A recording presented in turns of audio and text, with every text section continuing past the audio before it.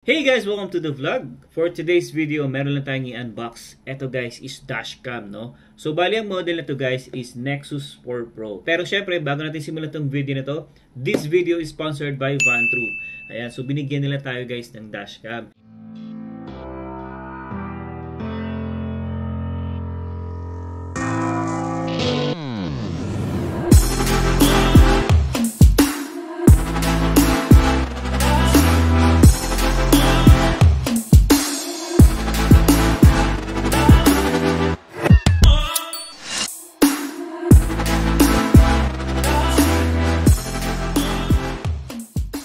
Ngayon pa lang, magpapasalamat na ako sa Vantrue kasi nga binigyan nila tayo ng napakagandang dashcam.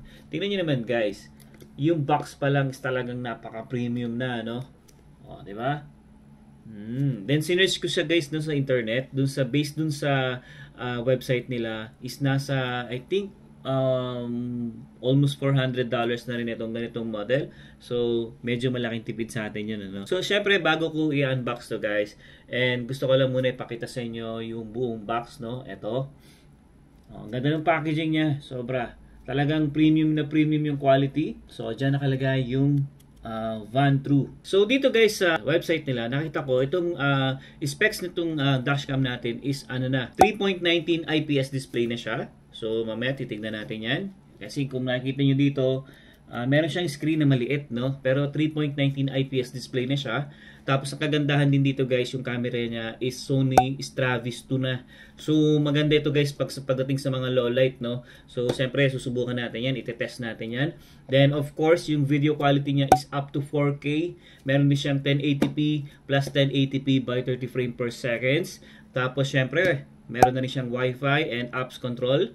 Tapos, voice command, GPS logger, tsaka buffered parking mode. Hindi pa natin alam yun kung ano yun, no? Pero based dito sa ni-research natin is pag may mga collision doon sa parking or merong papalapit na mga sasakyan doon sa sasakyan natin front and back.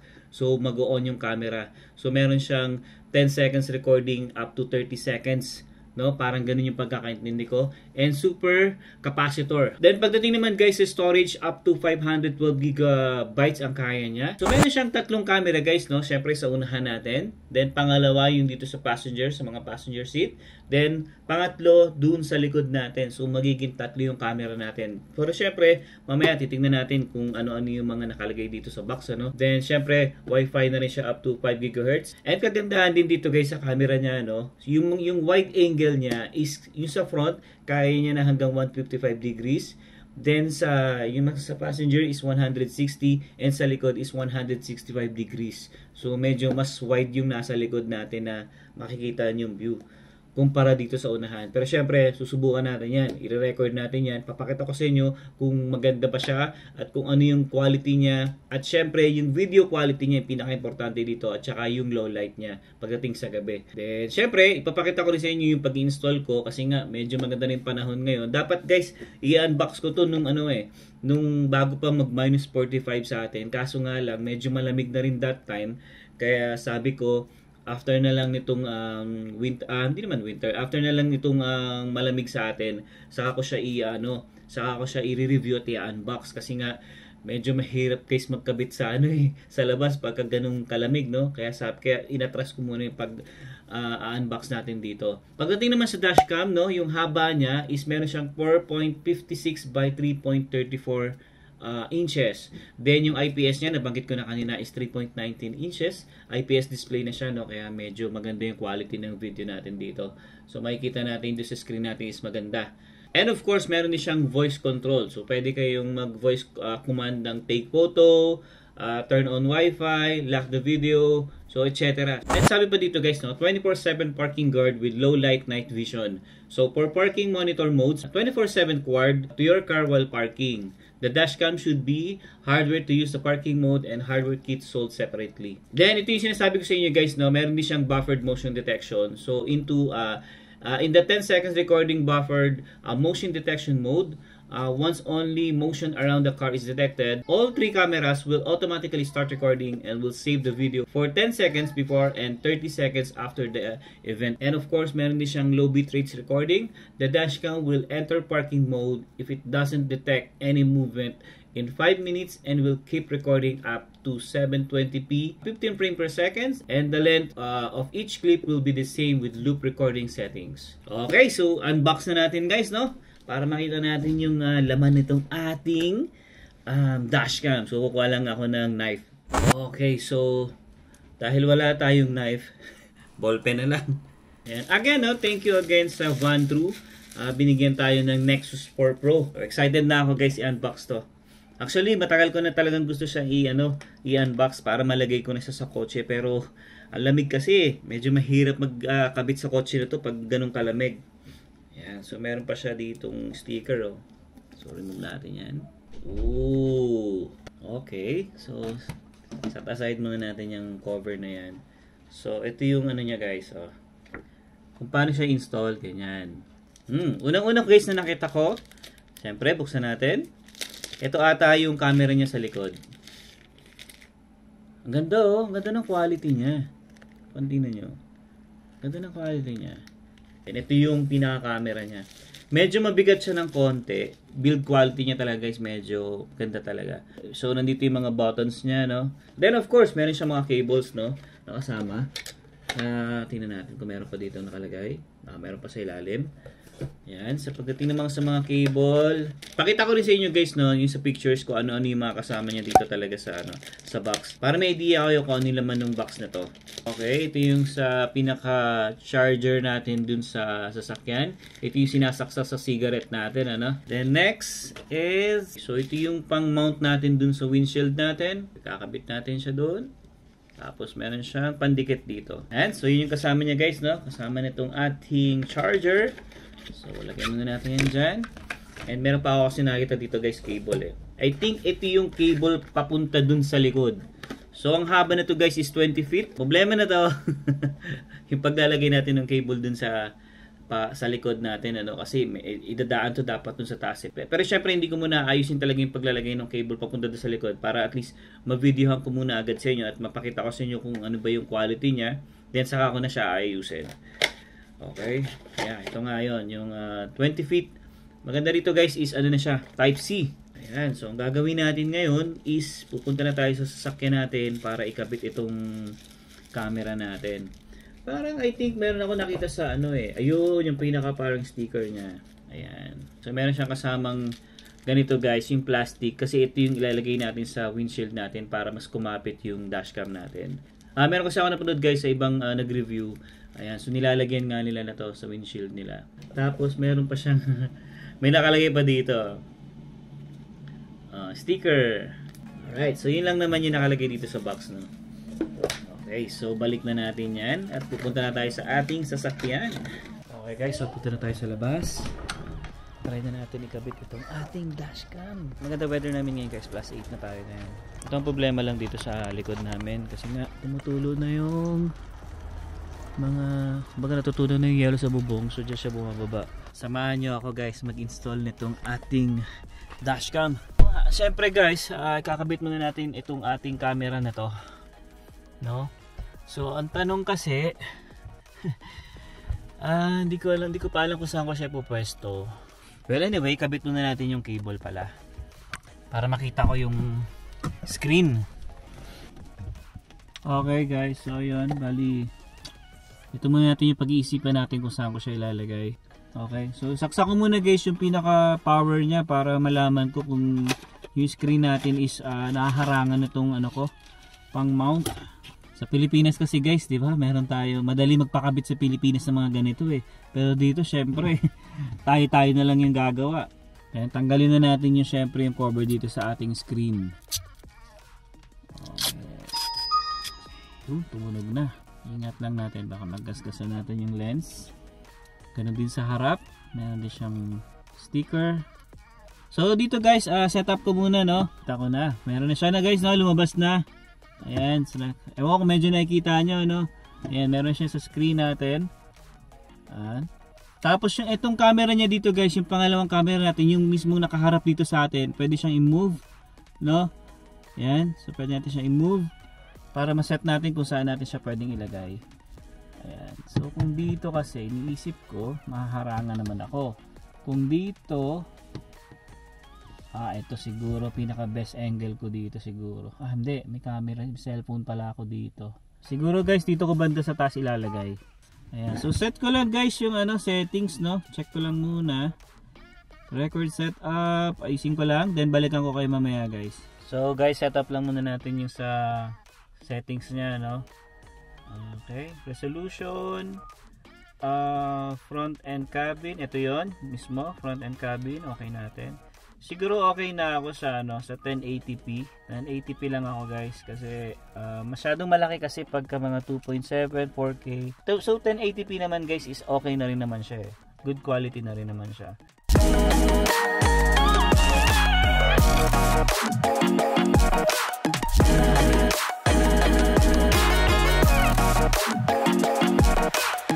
Okay guys, so yun, na-set up na natin lahat ng mga settings natin sa mga parking sensor niya, parking mode, motion detection. So na-set na natin lahat yan, pati yung mga resolution nitong lahat ng camera, itong dalawang camera.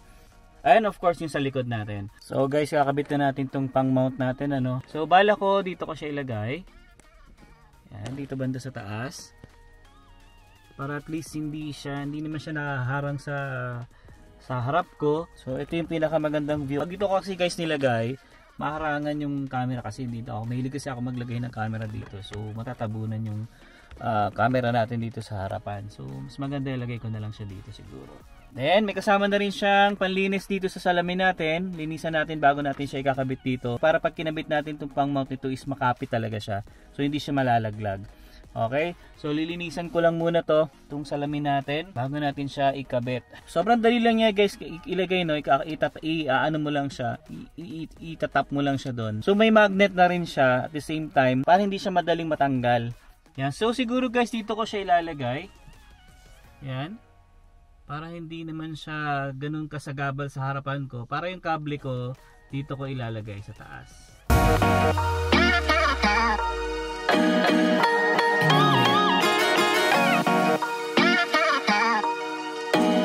So, kailangan na natin tanggalin yung pinaka parang sticker niya dito. Ayan, I hope nakapit na yan Ayan. So pwede naman natin siya adjust Ayan Ayan. So for the meantime guys, hindi ko muna ayusin yung kable natin Diyan ko lang muna siya ilalagay. So next naman guys, nakakabit ko yung sa likod naman. So ito yung camera niya guys, Ito yung pangatlong camera niya. Yan. So ganun din, kailangan ko lang din linisan yung yung likod. Bali dalawa yung ganito niya guys. So pandikit. So dikit muna natin sa likod. So yung iba kasi guys na nakikita ko, kinakabit nila dito na. Dito banda sa taas or dito. Yung iba dito ko nakikita guys Wait lang guys. Yung iba kasi guys dito ko nakikita. Dito nila nilalagay mismo. Kasi kung dito, yung wire niya syempre maglalabitin ng ganun. So yung iba talaga dito nila nilalagay. So bali guys, binago ko na lang siya. Imbis na dito ko na lang siya nilagay. So yung kable naman, pwede ko naman pala siya ipit dito. Yan, so tapos dadaan ko na lang siya dito. Yung iba kasi dito tinatago sa ganito. Para hindi lumabas yung wire. Yan, so subukan natin yan. Okay, kasi dito guys, mas makapit talaga siya kumpara dito. Dito may tendency mabunggo, At least ito dito sa taas. Okay, susubukan natin. Kagandahan dito guys sa kable nila, matibay. Kasi talagang ang kapal ng kable nila, So type C to type C na to. So yun yung i-connect natin doon sa likod.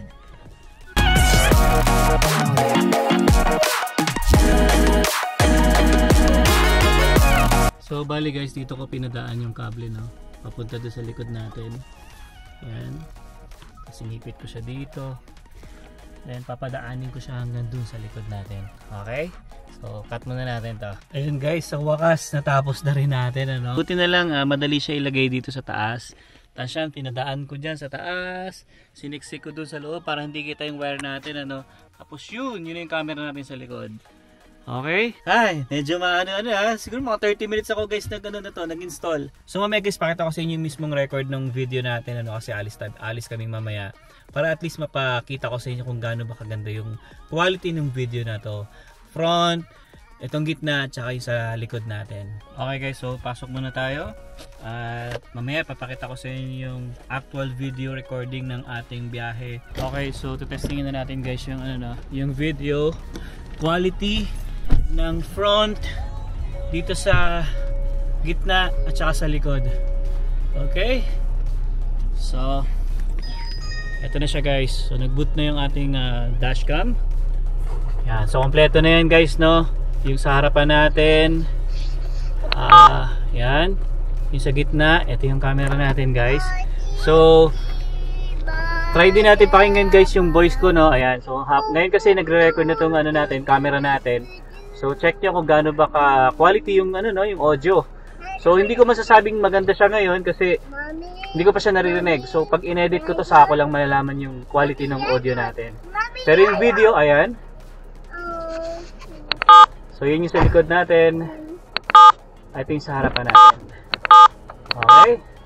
So yeah, pwede mo kasi siya i-switch guys ng kung ano yung gusto mong mode, kung sino yung nasa harapan, ganyan, kung sino yung mas malaki sa video natin. Ayan, so pwede mo siya gawin. Ayan, so sa tingin ko ito, mas gusto ko yung nakikita ko yung likod. Okay? So let's go!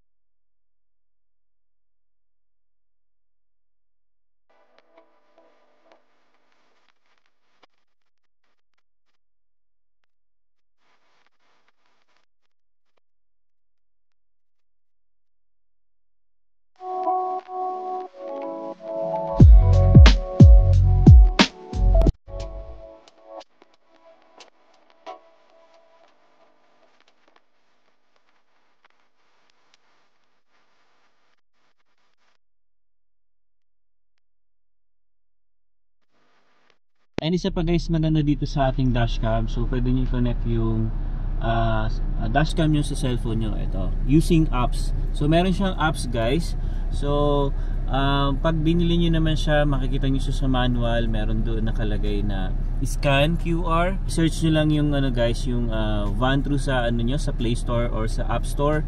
Yan, pwede nyo nang pwede nyo nang i-copy lahat ng mga files from dito papunta dito sa cellphone natin na hindi na natin kailangan tanggalin yung micro SD. So yun yung isa sa kagandahan din dito, So mas madali mo siya ma-access yung files kapag may emergency, let's say nagkaroon ng problema, nabangga o binangga kayo, at least makukuha nyo agad yung file. So yun, kinakopy ko lang guys yung mga video natin kagabi tsaka kahapon para at least may share ko sa inyo or mapakita ko sa inyo kung gaano ba kaganda yung video quality at saka audio quality niya. Okay, so for the meantime, kakopy ko muna yung mga files para mamaya ma-edit na natin sa ating vlog. So ito guys yung mga file natin kagabi, ayan, kung makikita nyo may mga marami yan. So bali ang micro SD pala dito guys is ang gamit ko is 64 gig. So by the way, uulitin ko, pag bumili kayo ng ganitong dashcam, hindi pa kasama yung micro SD.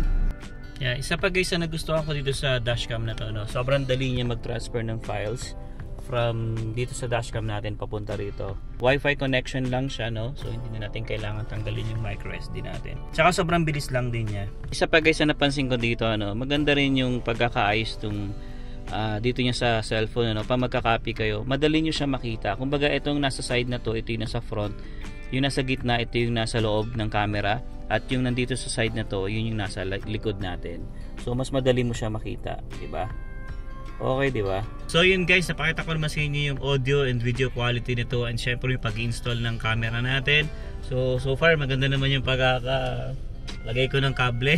Hindi naman ako masyadong nahirapan dito sa gilid, ano. Guys, pag gusto niyo bumili ng ganitong klaseng dashcam, so ilalagay ko yung website nila dito siguro, or dito sa taas, and syempre dito sa description natin kung saan niyo pwedeng mabili tong dashcam na to. Guys, mare-recommend ko sa inyo tong dashcam na to kasi sobrang ganda niya. Automatic pa lang pag start niyo ng kotse, magre-record na agad siya. And yun yung isa sa mga nagustuhan ko. And syempre yung mga other features niya guys, no, camera, yung sensor niya maganda, so okay siya. Even yung guys, no, even yung night mode niya or yung sa pagdating sa low light, ganda guys. Talagang quality itong dashcam natin ito. Okay, so yun guys, again, this video is sponsored by Vantrue, and thank you again sa Vantrue at binigyan nila tayo ng napakagandang dashcam. So guys, ilalagay ko guys sa description yung website nila na para kung saan kayo pwede mag-avail nitong dashcam na to. Okay, so hanggang dito na lang, see you on the next one, peace.